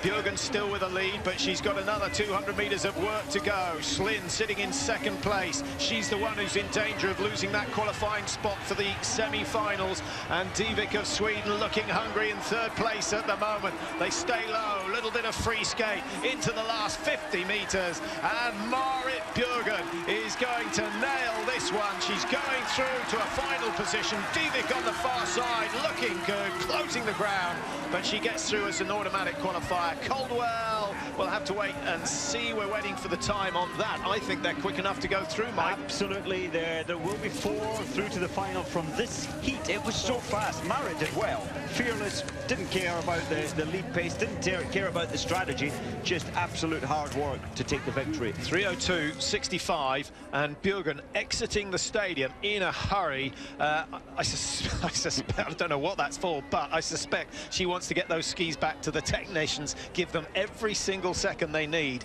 to prepare the skis for the final. Get those skis polished and make it fast, so she has less recovery than the previous semi. And that means Jess Diggins, sadly, doesn't go through to the final. Neither does Neprieva, who technically was fast enough to make it into this heat, but was disqualified for her. It wasn't for the fall that we saw, it was for the false start, because she was already on 1 yellow card. Marit's happy. So the second fastest qualifier has gone. Sadie Bjørnsen, who was 4th, has gone. Not good news for the Americans, who might have been sensing yet another win for the season, but it's not going to happen today. They'll have to wait until the 2 10 kilometres remaining of the season. Racing Saturday and Sunday here in Falun. It's what they call a mini tour, and it's a cracking way to end the season. So there you see the finalists. 3 Swedes have made it through, 2 Norwegians, and Sophie Caldwell, the sole American. Well, that was interesting, Mike, and I wonder whether we'll see the same. A slow first semi-final. You wouldn't have thought so with the talent that is in that lineup. Look at the names in this lineup. They're going to be twitching. There's a lot of ego oozing here as well, so without a doubt it won't be slow. Yeah, Pellegrino and Klæbo highly likely to be 1 and 2 today, but they've got to get through this stage first. They've got to get round or over the top of Theodor Pedersen. Not an easy job on any day of the week. There is Klæbo. He's still looking confident, but the fact that he's not standing tall, Mike, probably an indication that he is suffering after a long season. Kalle Halvorsen, what a sensation he is when he can wind it up. Had to struggle to get through to the semis. Might be the end of the road for him. Surely it won't be the end of the road for Federico Pellegrino. Reminds me so much of Zorzi, who was the best Italian sprinter back in the early 2000s. Hakkala of Finland. The Finns on a high after Niskanen's success, and Alexander Bolshinov, well, his last 50 metres in the first round was probably slower than anyone else's. He had nothing left to give. Surely he's got to change his tactics. I think he will. I think it's going to be let out faster than Bolshinov can get up to the front. What will Johannes Klæbo do? He's led most sprints this year. No, actually, he doesn't want to lead. He knows exactly what he's doing. Poor old Bolshinov, he's taken the bait. Nobody wants to lead this, but of course he's the ultimate worker. He has no fear of leading, and maybe not the best way to go. And De Pellegrino and Klæbo won't get excited until, what, the top part of the second major climb. Pellegrino in 5th. Now, Bolshinov's only chance for me, Mike, is to break, to be 10 metres clear of everyone come the top of the second climb. 10, I think you're right. Maybe even 15. Maybe 15. He needs that absolute space between him. He's not going to get rid of them, but in the process, he's going to exhaust himself. Very nice, easy skiing from the yellow bib of the overall World Cup leader. Klæbo about to become the youngest World Cup leader. Not only will he win the Crystal Globe this year, he's not got it in his hands yet, Mike, but a win today would make it almost dead certain. Very much. And remember, he did do that last year when he was only 20. He won the sprint competition over in Quebec City, the mini tour. Yeah, he's had the sprint Crystal Globe in his bag for the last 2 weeks, so he knows all about that. Oh, Bolshunov's wide. Yeah, but that's a lot of stress and strain through that left leg. He shows great strength. And Clevo, one of the things you've said all season, Mike, is not only is he's the best at sprinting, he's one of the best at taking the corners. And on a course like this, that really does pay off. He's so good. His grandfather has taught him so well. And looked at the areas here, the ease of taking corners, the body weight drop. Bolshunov, he hasn't got his 10 metres, he hasn't got his 15, he had about 7, and it's not enough to get the advantage to lead over that second drop. But he's pushed the pace, so there is a chance we'll see 2 qualifiers going through from this heat. Now he's going to struggle, Bolshunov, coming through on the outside. We've got Sweden's Theodor Pedersen. Now Johannes Husler-Klæbo just steps up the pace. A couple of easy moves. Pellegrino's still down in 5th. He's not out of it quite yet, but he's got a lot of work to do to get into the top 2. Meanwhile, Bolshunov is boiling with lactic build-up. You'd feel that Pellegrino needs to do some work here. Maybe Bolshunov will go through, because this is an incredibly fast pace. So Klæbo ahead of Pedersen. Bolshunov in 3, and now he suffers just like he did in the first round. Hackler putting a bit of pressure on, and Pellegrino trying to come through and claim second place. Just misses out on that, but Pellegrino saving as much as he can, and now he's just got to keep his fingers crossed that he makes it through to the final. But there's no doubt about who the master is in this game. It is Johannes Husler-Klæbo. He's a sensation, so good at what he's compulsive viewing, Mike, because he can do just about anything in the game. I thought that was one of the smartest races we've seen him compete this year. Without doubt. He didn't get excited when Bolshunov did, and Bolshunov, you just feel that 4 are going to go through from this first semi-final. The pace was the fastest we've seen all day in any of the earlier heats, but Bolshunov finishing in 5th. There's the acceleration in the freestyle technique. Doesn't even use the poles to get from 40 k's an hour up to 45. He's so locked and balanced through his ankles, through the knees, through the hips, and that ability to dance around corners. He accelerates out of bends. Yeah, those straps are pretty tight, which is why he's goes straight to the strap of the ski pole just to release it, let some blood into the fingers. Bolshunov 101 behind. I think Pellegrino, I think he may well go through, Mike. There was no one in the second semi-final as quick as he was in the qualifying run. But look at this time, 2:34.97. Nothing today that we've seen. The closest was 2:37. So they've taken 3 seconds off anything that we've seen previously today. So I cannot see this heat being any faster, but there you are, 3 Swedish suits. You never know. Will it become a tactical race? It may well do. When they're evenly matched, all of them feel confident enough that they can beat the others in the closing stages. So we may have a very, very slow run, and that's the winner of this heat. The top 2 in this heat want this to be as slow as possible. Don't forget, they get 5 minutes left to recover for the final, and that's always a major, major issue. 11. Lucas Chanava has come through as a lucky loser. And then on the far right, Sindre Bjornstad scored for Norway. Tough being in the Norwegian team, Mike. I know you've got all the support and all the money and all the fame at home, but to be the best Norwegian is mighty difficult. Very much, but surprisingly, only 2 Norwegians. Of course, Klæbo previously and Skår, the only 2 of them in the semi-finals. So Vestberg, Svensson and Thorn, all from Sweden, wearing 5, 8 and 10. Chanava of France in the middle of your picture, 11. Skår, 14. And De Fabiani, number 21. Well, Gross and Chanava were in a photo finish, weren't they, Mike, in the first round? Just trying to remember that. And yes. Chanava, they were recorded exactly the same time initially, but then in the end, Gross was rounded down and missed out by 100th of a second. That's so right. So Chanava, that stretch, that extra reach for the line. This is a lot slower, Patrick, so I think we can safely say already that only 2 from this semi will go through to the final. Yeah, they're looking at topping the second climb. This is the first one about to start. The second climb in 1:37, so they've only got 47 seconds to do that. I can't see that happening. So 56, 57 seconds, they're way off the pace. Yeah, it's good news for Pellegrino, it's good news for Hackler, it's not good news for Alexander Bolshinov because he finished down in 5th position and isn't obviously eligible to be a lucky loser. This is 11 seconds slower to this point, so now they all know that there's only 2 places up for grabs here, and that's the first 2 across the line. Yeah, and they might as well keep the pace super slow until the last 500 metres, and then they might have a chance of doing something in the final. Nice cornering from Chanava. That was very, very neat indeed, Mike. Best we've seen so far today, and most of the French have a lot of alpine skiing experience, but he took that corner beautifully, and he's now put a bit of pressure on Vesberg, who's trying to stay with him. He still hasn't got the 10 or the 12 or the 15 metres gap. Well, maybe he has now. This is maybe a safe bid for home from a long way out.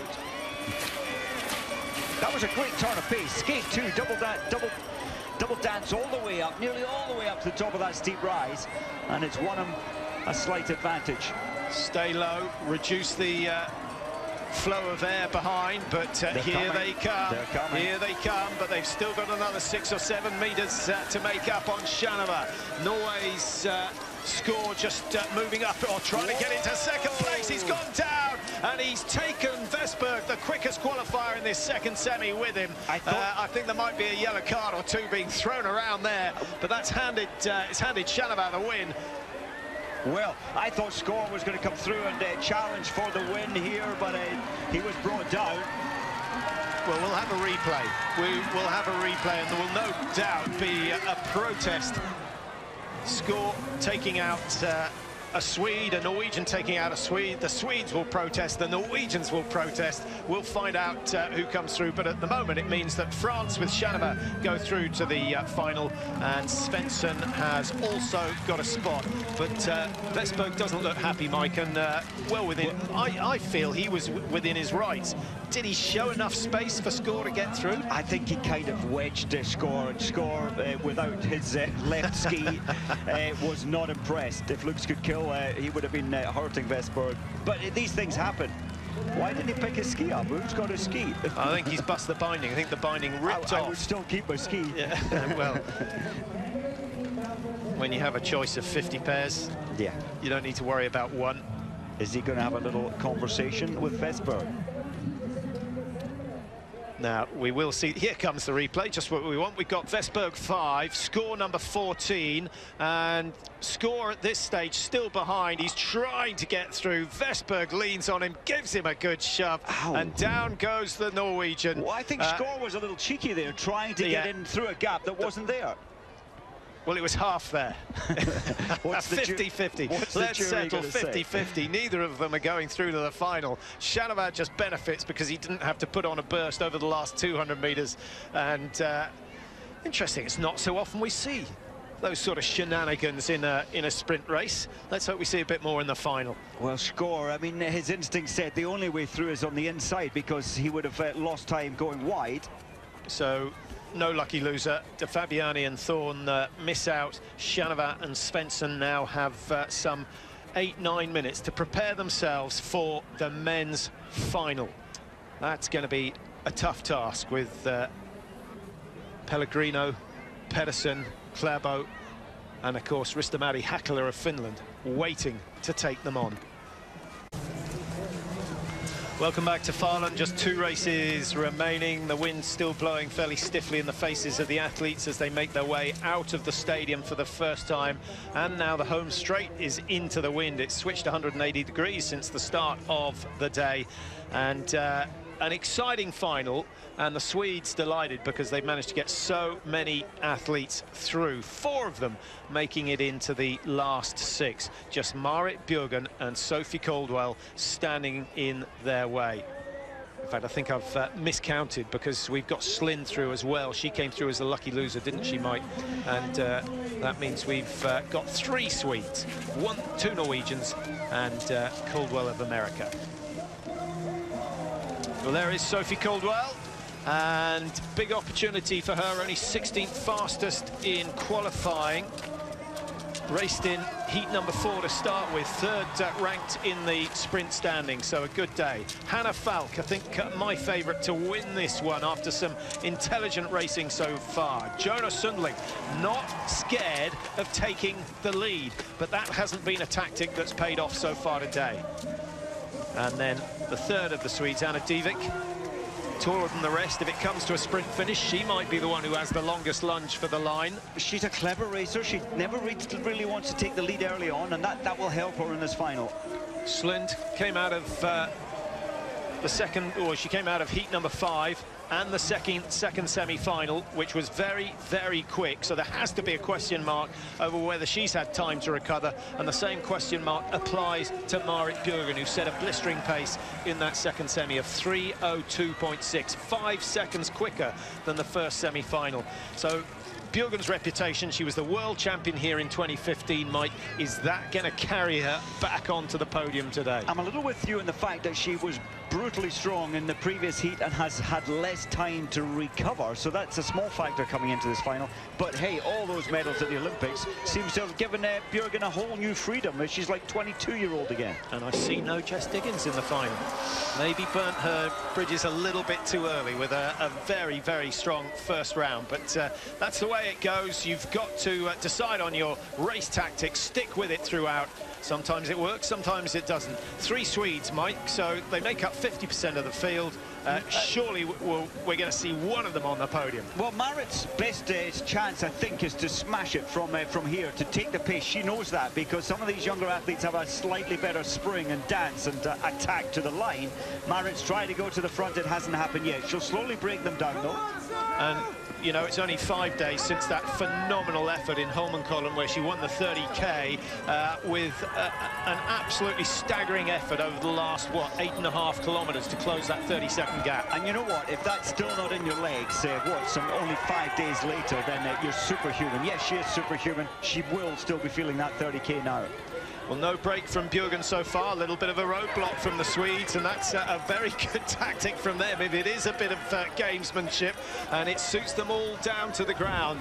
Number 1, of course, is Hannah Falk, the fastest qualifier today. She's done nothing wrong so far in this sprint competition on home snow.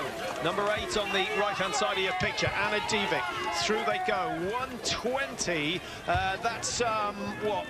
That's actually not a bad time, Mike. 1:24 was the first semi-final. They've made that look very easy, that pace. Hannah Falk especially looking good.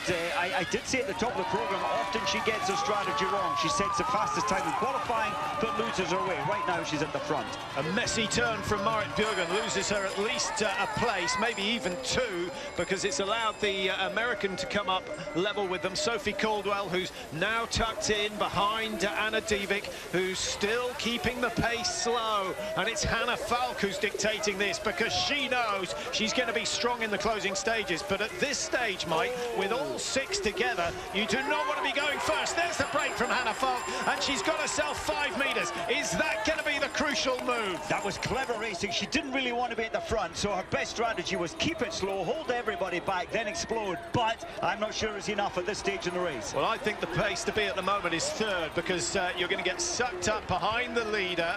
Are they closing? It doesn't look as though they are too much, because Hannah Falk goes for a little bit of free skate, which keeps the speed high. Good one, so Sweden 1, 2 and 3 now as Marit Bjørgen gets overtaken on the final climb. But it's Hannah Falk who's still 5 metres clear. Well, that was very, very clever from Hannah Falk. She didn't want to be at the front, but she played her cards beautifully well. The junior world champion ready for a World Cup win here.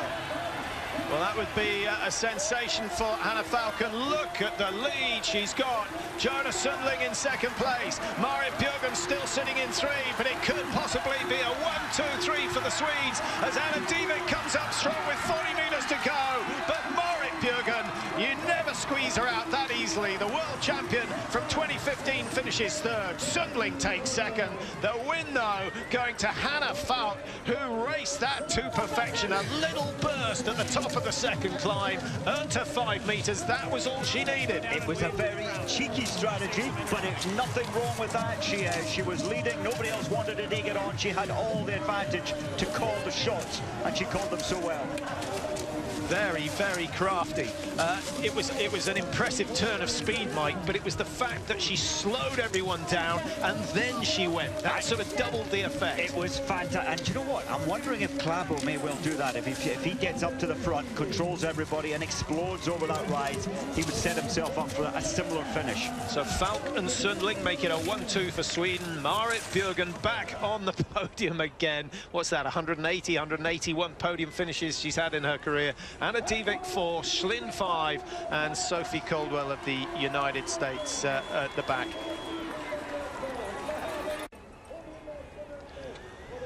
Well, let's have a look at the replay of the women's final. Fantastic race to round off the action for the women here. We still have the men's final to come. This is where Hannah Falk, number 1, made her move. Slows it down. We get a little bit of congestion behind. Marit Bjørgen starts to get tied up. And that is where Falk read her message. Here she goes. 1, 2, 3, blast off. And it was an incredible turn of speed. And, you know, on some occasions today, Mike, that hasn't been enough. But actually, Marit Bjørgen cornering a little sloppy once again, didn't get the kick into the back straight that she needed. She's quite, I mean, the legs are spent, the legs are tired, they're exhausted, so she didn't quite have the spring, the movement to get round those, or to carry pace out of those bends. And Falk, I hadn't realised that Falk had roadblocked so much. Marit tripped twice when she slowed that pace right down, but that's not illegal. She was just at the front, and they were all tying up behind her. And the other thing she did that we haven't seen from anyone else so far today is on that back straight. Yes, she had the lead. She stayed low, but she went into the free skate much earlier, 30-40 meters earlier than anyone else. You've got to be able to keep the speed, but free skating is deceptively quick. You just don't realize how fast you're going. But so difficult to do when the legs are spent. You've got less feeling, less movement. Well, a good day for the Swedes so far, and we'll give you the lineup for the men's final in just a moment. Svensson has made it, and Theodor Pedersen has made it as well. So we've got 2 Swedes. Can they do the same and get a 1-2? Might be a little bit tricky. Klæbo and Pellegrino standing in their way, and I don't think we should rule out Risto-Matti Hakola, Mike. He's raced conservatively so far. He has. He's never really the finisher. But we'll have to wait and see. Doesn't like it when it gets tight, and it's going to be very tight in this final for the men. Falk was quite spectacular there to dictate, control, and play it her way.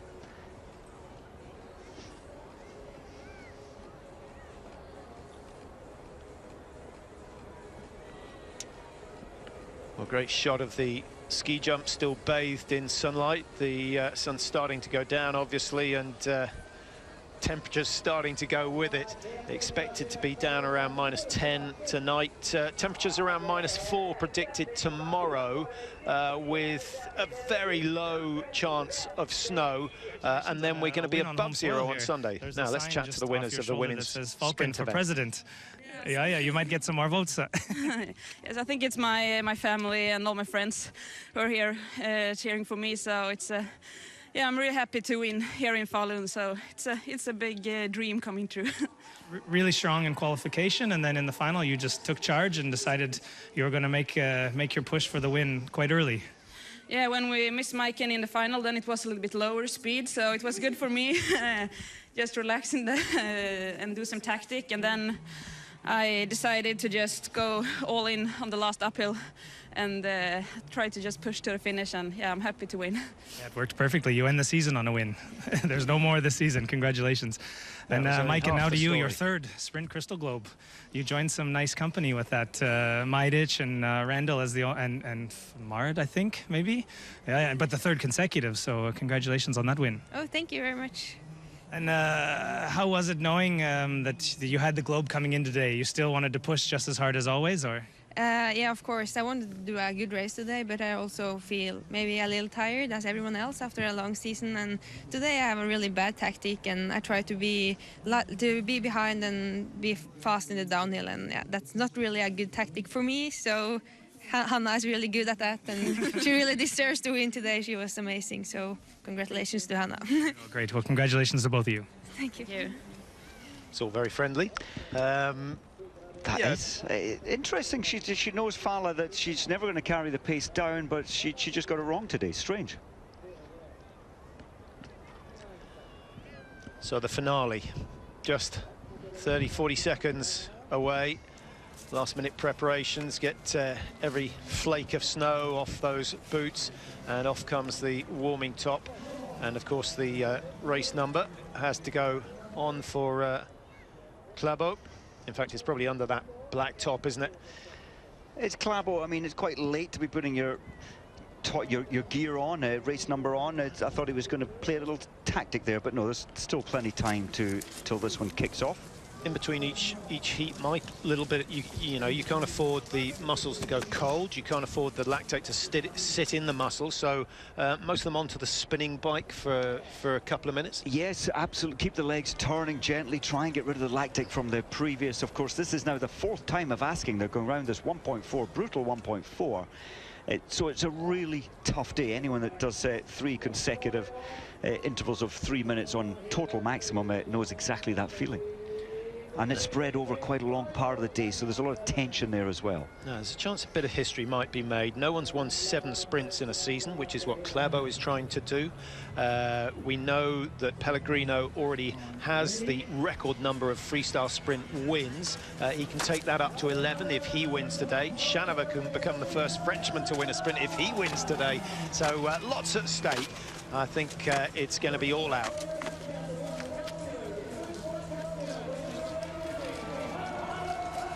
And 100 points plus the bonus seconds would pretty much put the nail in the box that contains the crystal globe for this season.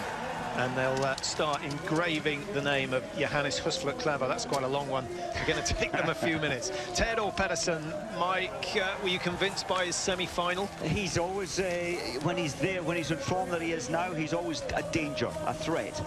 But with this man beside him, Pellegrino, has he got a chance? Probably less so. Well, the first semi-final was some 10 seconds quicker than the second. Risto-Matti Hakola was a lucky loser, the slowest lucky loser from that first semi-final. So things evened up slightly because the second one with Schanava and Svensson was so much slower, Mike. They must be relatively fresher. But without Bolshinov here, I don't think we've really got anyone who wants to take the pace from the gun. Nobody will want to lead, so this could be a very slow final. Is there such a thing? We'll find out fairly shortly. It's a very powerful start from Theodor Pedersen, number 9.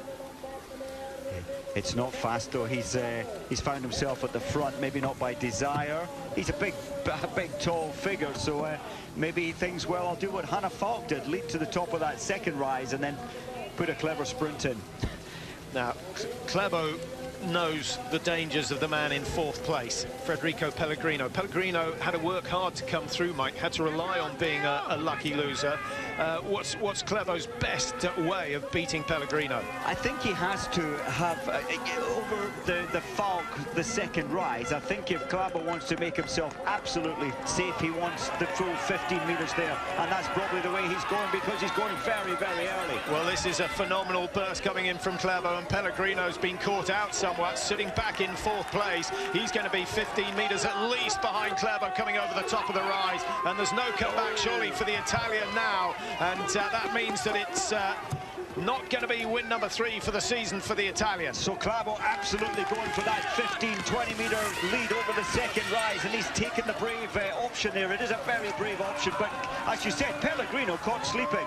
He's got to do it all over again. The pace has to stay high. No option for Klæbo. He's doing this in some style. He's shown us that he can win with a burst over the last 100 metres. Today, he's trying to do it from a kilometre out. Schanava trying to live with it. The Frenchman in second at the moment. And Theodor Pedersen tying up in 3rd. Pellegrino closing down on the podium positions. But there's a 30-metre gap between 1st and 2nd.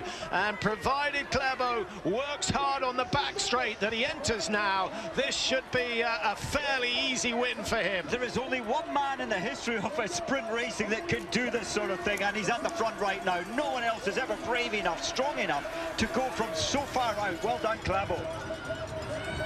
He's always full of surprises. That's what makes his racing So good to watch. The Swedes, they had 1 and 2 in the women's race. They've been blown away in the men's final, and it's the Norwegians, their biggest rivals, their neighbours, who are going to take the win here. And a similar situation to the one we saw back in 2015 when Petter Northug surprised us all with an absolutely blistering win in the World Championship sprint. Today, it's Johannes Husfeldt-Klæbo who takes the win. Pellegrino trying to steal it on the line. Picks up some good World Cup points, Pellegrino, to secure his position in second in the sprint standings. Cheneva on the podium, but it's not that win that the French so desperately want. Well, maybe it will come next year. Maybe it will. That was spectacular, what Klæbo did there. And it doesn't come without pain and suffering, because he took all of the punishment after what? 42 seconds of racing. He went like a rocket. Yeah, he did a similar thing in Ruka. He went very, very early, the first sprint of the season, and we just sat back. Our jaws dropped as we watched him perform, and he's done the same in the final World Cup of the season. Nice to see him. He's recovered a bit, Mike, after the Olympic program and all the media coverage and all the press work he had to do. He looked spent when we went to Lahti, but nice to see that he's now fully recovered. And actually his tactics in the Holmenkollen 50 last weekend paying off. And Klæbo's only taken part in, what, 9 of 11 sprint races, and if he's won now 7 of them, and I just think that shows how incredibly special he is. He's got everything. He's got gear change, he's got cornering, he's got great downhill skills. What a star he is. Yeah, only beaten twice this season, on both occasions by Pellegrino.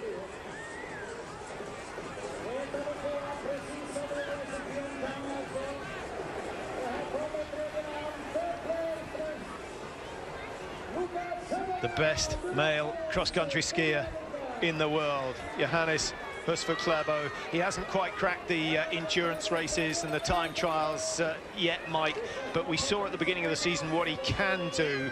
I guess as he gets older, he's only 21, so another 3-4 years' time, he's going to have no problem with the 15s and the skiathlons and the 50Ks. He's not, but I do wonder what's going to happen tomorrow. The 10-kilometre mass start, 15-kilometre mass start for the men, and then the next day, 15-kilometre pursuit in the freestyle.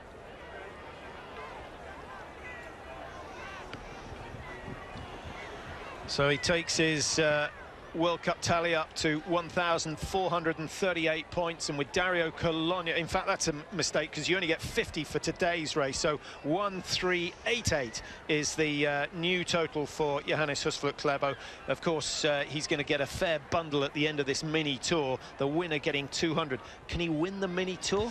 He's setting himself up well, and of course he can hide in the pack tomorrow. He won't take any lead time. Now, those 7 victories are special. And a new record, going ahead of some big names. Of course, Pellegrino, one of those, and in fact, Jonsson and Hatterstad, the 2 men who've had 6 World Cup wins before in a season.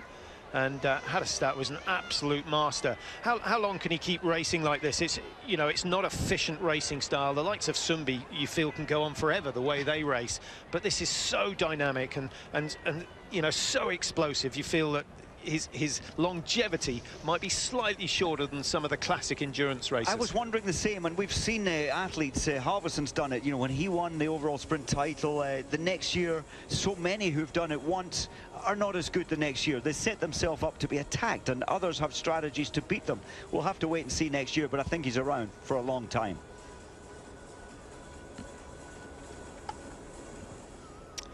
Well, what a day's action. That completes all the cross-country skiing from Falun for today. There'll be flower ceremonies, medal ceremonies. Hopefully there'll be a bit of a party tonight.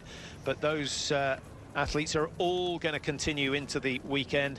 The women racing 10K tomorrow, the men going over 15, and then it's the same again on Sunday. 2 days of the season remaining. Nice to see Cheneva on the podium. He raced well today, and he's in fairly esteemed company there with Pellegrino of Italy, and of course Klæbo, who has already got his hands on the sprint title, and he's a step closer to claiming the overall title as well. 500 points still up for grabs, Mike. Yes, I think Klæbo set himself up well, though, for this final, the 3 days, the mini tour here. And if he does win the overall here, that's another 22,500 Swiss francs in his pocket. Well,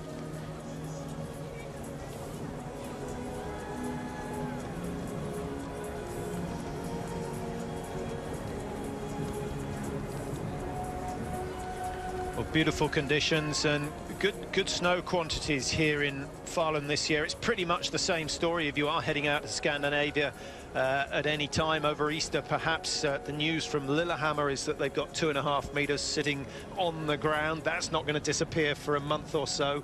And Rjukan, a venue that we've been to many times, Mike, they've got bucket loads of the stuff as well. So a good season. If you haven't booked it already, a good year to take the opportunity. You're not going to be disappointed.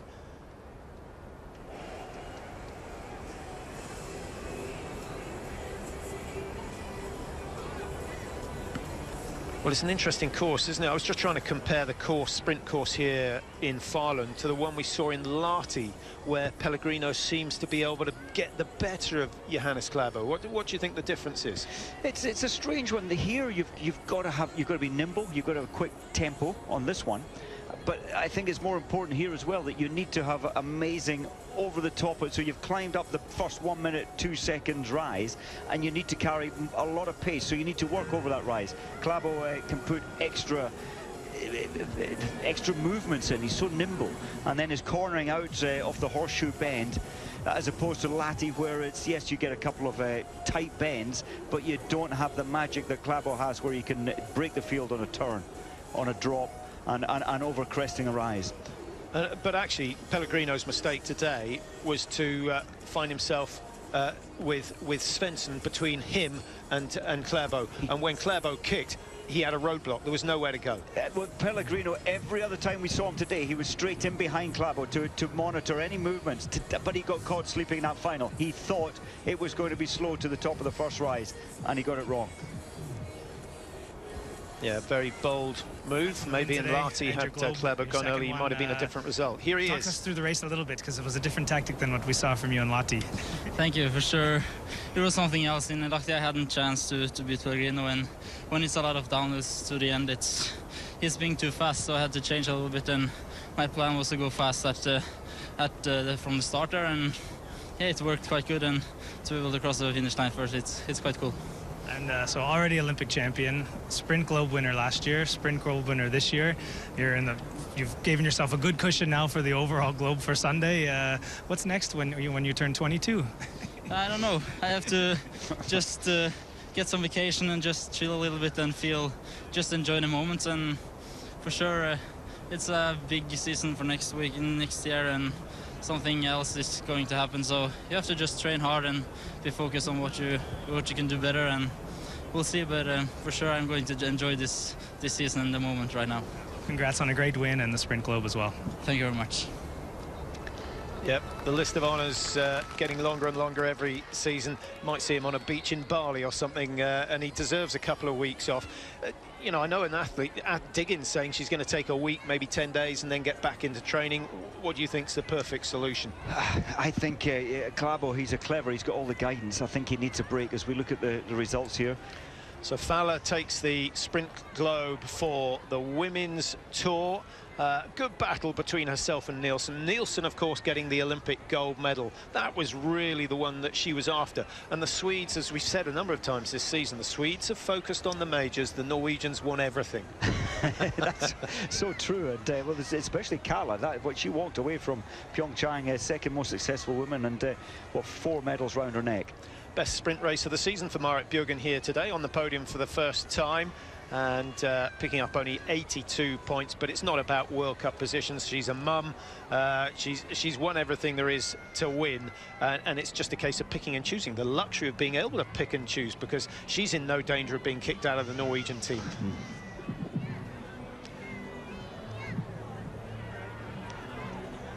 Well, nice to see the fans. Hopefully their numbers will double. You were here in 2015, 50, 60,000 fans every day? Very much. It was, in terms of spectators, it was excellent. Many Norwegians came over, many Europeans, Central Europeans. So it was a great atmosphere every single day. And the Swiss bells were always a part of every day for Cologne. Yeah, Dario Cologne not qualifying for the men's sprint today. So there you see the finishing positions of the women's race. Falk, Sundling, Bjørgen on the podium. Divik just raced out of it, but a good finish from here. Astrid Jakobsen may be tired after her 30-kilometre efforts in Holmenkollen last weekend. Charlotte Kaller down in 15th place. Charlotte Kaller not racing too badly. Lauren van der Graaf, really disappointed to see her not getting through to the semis. A poor first round for her. Broke a pole, actually, so that pretty much put her at the back of the field, and there was no comeback from there. Heidi Weng might couple of points, but still not enough to secure the overall Crystal Globe, but she's still odds-on favourite to claim it. I think so, but it's not going to be an easy journey. I saw once again that her form is missing. Well, this was the start of the final. And Sweden outnumbering every other nation and coming through to take the win. Number 1, Hannah Falk, fantastic. Bold enough to take the lead at the start, but it was her tactics up the second big climb that really paid off. This is the first of those climbs. Steady pace, nothing spectacular, but then her finishing kick at the top of this climb was the key to success. Well, as we said, 2 more days of the season still to go on the cross-country tour. Quite what we're going to do after that, I don't know, but we'll take a nice break as well. Here are the times and the races. The women's 10K mass start at 10:30 tomorrow. A little bit later for the men's 15 in the classic style, and then we'll be back on the skate skis for the final day of the season. The women again going over 10, and a 15 free from the men, which could be done in something like 33-34 minutes if they get their skates on. But one thing's for sure, we're going to have some cracking racing. Well, thanks for your company today. Thanks to Mike as well. Looking forward to the last couple of days. Crystal Globe winners, Mike. Clairvaux definitely, and you think Heidi Weng's got her second in succession? I think she can survive it. She's not in form, we keep saying that, but I think she's strong enough to hold on once again to take the Crystal Globe.